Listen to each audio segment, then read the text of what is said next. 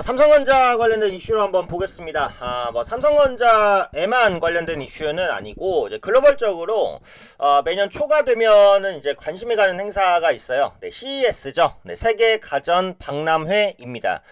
가전 박람회라고 이름은 지어졌지만, 지금은 뭐 꼭 그런 개념은 없어요. 그래서 첨단 IT 기술이 들어간, 여러 이제 신제품이라든지 미래 제품들을 광범위하게 소개하는 자리다. 이렇게 보시면 됩니다.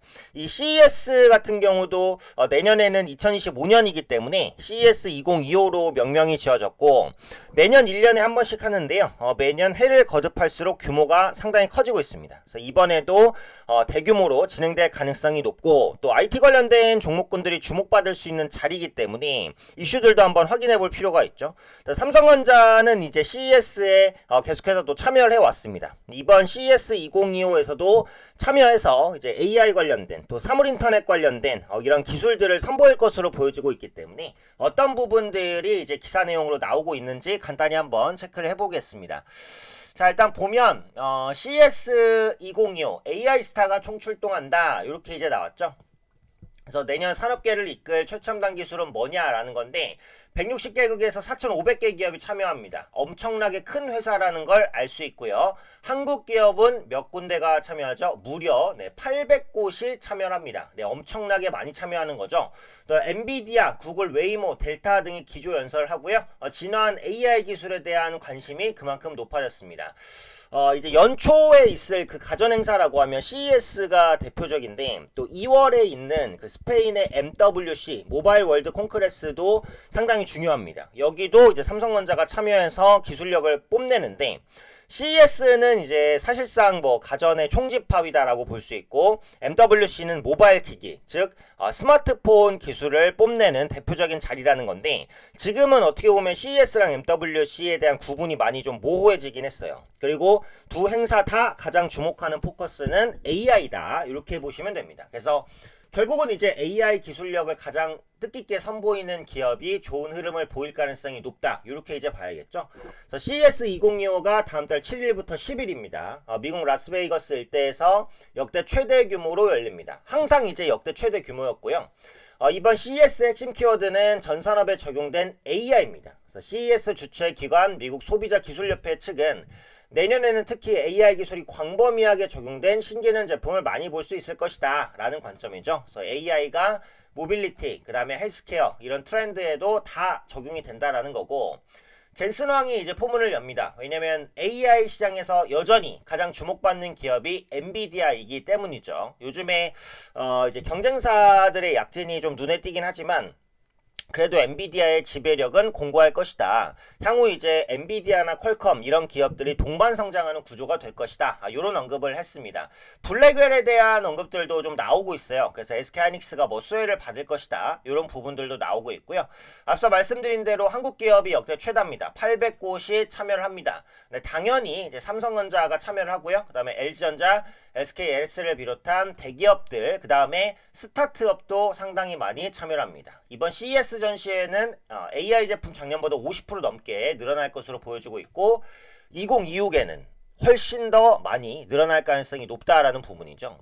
여기서 주목할 부분은 이겁니다. 직전 CES와 마찬가지로 삼성전자가 모두를 위한 AI for All을 주제로 내세우고, 모든 가전을 원격으로 모니터링하고 제어할 수 있는 AI 홈 기술을 강조한다. 애플이 뛰어난 게 뭐죠? 애플은 뭐 여러 가지가 뛰어나겠지만 연동성입니다. 연동성. 아이폰과 아이패드와 맥북과 이런 것들이 상당히 이제 유기적으로 연결되어 있고 연동이 쉬워요. 너무 쉬운 게 문제일 수도 있을 정도로 연동이 쉽습니다. 그래서 삼성전자도 이제 이런 연동에 포커스를 계속해서 두고 있어요. 예를 들면 스마트폰으로 집안에 있는 세탁기, 냉장고, 에어컨 이런 것들을 한 큐에 다 조정을 하고, 냉장고에 뭐 상할 것 같은 제품이 있으면 그걸 이제 디스플레이나 스마트폰으로 알려주고, 이런 것들이 이제 AI for all이라고 볼 수 있는데, 결국 이게 뭐냐? 사물 인터넷입니다. 그래서 그동안은 다소 이제 관심에서 멀어졌던 사물인터넷이 AI 기술 발전과 함께 부각될 수 있는 가능성이 또 열렸다. 이렇게 보시면 될 것 같아요. 그래서 어떤 식으로 연동성을 주었는지 이걸 보시는 게 삼성전자의 또 중요한 그 관전 포인트가 된다. 이렇게 보시면 되겠죠. 그래서 디지털 헬스와 모빌리티, 로봇 제품들도 상당히 많이 좀 출품이 될 것으로 보여지고 있기 때문에 로봇 관련된 종목군들이 다시 한번 움직일 가능성이 있다라는 부분들도 보시면 되겠어요. 삼성전자의 로봇 하면 이제 보핏이 계속 주목받고 있었으니까 보핏 관련된 이슈도 어떤 식으로 나오는지 이걸 보시면 되겠죠. 그 다음에 CES에서 삼성전자가 눈에 띄게 공개하는 제품은 가정용 히트펌프 EHS입니다. 공조시장에 좀 집중하는 전략이 나오고 있는데 이게 뭐냐, 가정용 히트펌프라는 게 주거 상업시설의 바닥 난방 그리고 급탕에 사용되는 제품으로서 공기열과 전기를 이용해서 온수를 만들 수 있어서 화석연료를 사용하는 보일러보다 효율이 높다 그래요. 탄소 발생도 적고요. 그래서 상당히 혁신적인 제품이라고 좀 나와 있습니다. 그래서 이 히트펌프가 어떻게 구현되는지 한번 보시면 되겠고, 가전의 명가라고 하면 LG전자를 들 수 있을 건데 삼성전자도 그에 크게 뒤지지 않는 기술력을 가지고 있죠. 세계 시장에서도 가전 부분의 영향력이 너무 큽니다.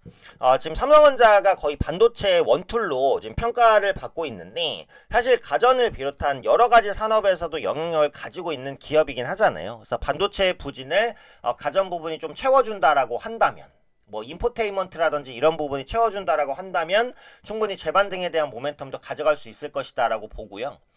삼성전자가 이번에 C랩 전시관이라는 걸 운영하는데 AI 혁신 스타트업들이 많이 참가를 합니다. 삼성전자가 발굴하고 육성하는 스타트업 15개사가 내년 초 라스베이거스에서 열리는 CES에 참여를 합니다. 이렇게 이제 스타트업을 육성하는 이유는 일단은 뭐 대기업의 기본적인 책무라고도 볼 수 있겠고요. 근데 조금 더 나아가서는 좀 기술력이 있는 스타트업과 협업이라든지 아니면 흡수를 해서 AI 관련된 기술을 빨리 끌어올리겠다, 뭐 요런 의도가 좀 강하다라고 볼 수도 있겠죠. 그래서 스타트업들은 이곳에서 AI, 그 다음에 사물인터넷, 디지털 헬스, 로봇 비롯한 다양한 분야의 혁신 제품과 서비스를 선보일 예정입니다. 삼성전자가 외부 스타트업을 육성하는 방식이다라고 보시면 되겠고, 앞으로도 삼성전자가 이런 AI 부분의 협업을 계속해서 다른 기업들과 함께 진행할 가능성이 높을 것으로 현재 평가를 하고 있습니다. 자, 이제 4분기가 다 끝나갑니다. 그러다 보니까 나오는 게 뭐예요? 실적입니다. 요즘에 나오는 삼성전자의 리포트를 보면 좀 엇갈려요. 좀 긍정적으로 볼 수 있다, 혹은 아직 부진하다, 요건데 부담스럽게 보는 가장 큰 근거는 뭡니까? 결국 실적이에요. 4분기 매출과 영업이익이 DB에서 나온 전망치인데요. 80조 정도, 그 다음에 7.9조 원으로 예상치에 부합할 것이다. 그러니까 지금 영업이익 컨센서스가 7조 원 후반대까지도 나오고 있다라고 보시면 되겠고요. 환율은 좋죠. 수출 기업이니까. 다만 B2C 수요가 부진하고 일회성 비용이 아직 완전히 처리가 안 됐습니다. 그리고 제가 이제 영상에서 자주 말씀드린 대로 레거시 업황이 좋지 않고요. 그래서 이런 부분들이 부진한 실적을 어쩔 수 없게 만든다라는 건데, 그래도 이제 기대 요인이라고 한다면 내년에 HBM3 12단 공급이 기대가 되기 때문에 이게 가장 큰 기대 요인이라고 보시면 되겠고, 역시 이제 가장 큰 게 밸류에이션, 12개월 예상 PB 기준으로 0.92배, 밸류에이션 매력도 높음이라고 하는 거죠. 그래서 결국은 이제 가장 안 좋은 건 실적에 대한 부담이고, 가장 높은 건 뭐예요? 많이 빠졌기 때문에 밸류 매력이 있다. 저는 이제 삼성전자에 대한 주가를 말씀드릴 때 항상 후자 쪽에 좀 더 포커스를 맞췄죠. 그래서 조금 더 자세한 내용 보고 싶으신 분들은 증권사의 리포트, DB에서 이제 최근에 나왔으니까 DB 금융투자 리포트 한번 보셔도 될 것 같고요.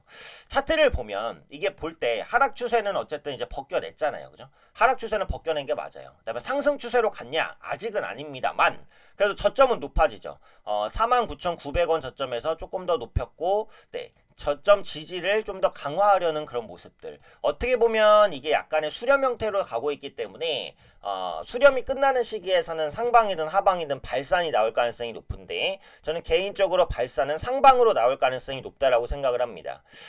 최근에 나온 이슈 중에 이제 엔비디아의 그 블랙웰, 네, 차세대 AI죠. 블랙웰 그 공급 라인에서 하이닉스가 더 큰 역할을 하고 삼성전자는 더 소외된다. 이런 이슈가 최근에 나왔어요. 하지만 그럼에도 불구하고 삼성전자 주가가 뭐 크게 밀리거나 하는 모습은 아닙니다. 그죠? 네, 현재 또한 보합권에서 움직이는 모습들 나타나고 있기 때문에 충분히 저점은 다지고 있는 것 같아요. 그래서 여전히 약재는 많지만 하방 경직성도 그만큼 강하다. 이 부분을 말씀드리고 싶고, 네, 삼성전자 좀 지루하게 흘러가겠지만 충분히 바닥 다지고 반등할 수 있는 저력이 있는 기업이다라는 점에는 변함없습니다. 이전에 그 자사주 매입 현황도 한번 보여드렸죠. 못 보신 분들은 자사주 매입 현황 보는 법도 한번 체크하시면서 매일매일 어느 정도의 자사주가 매입되는지 그 부분도 보시면 아마 투자에 도움되시지 않을까 생각됩니다.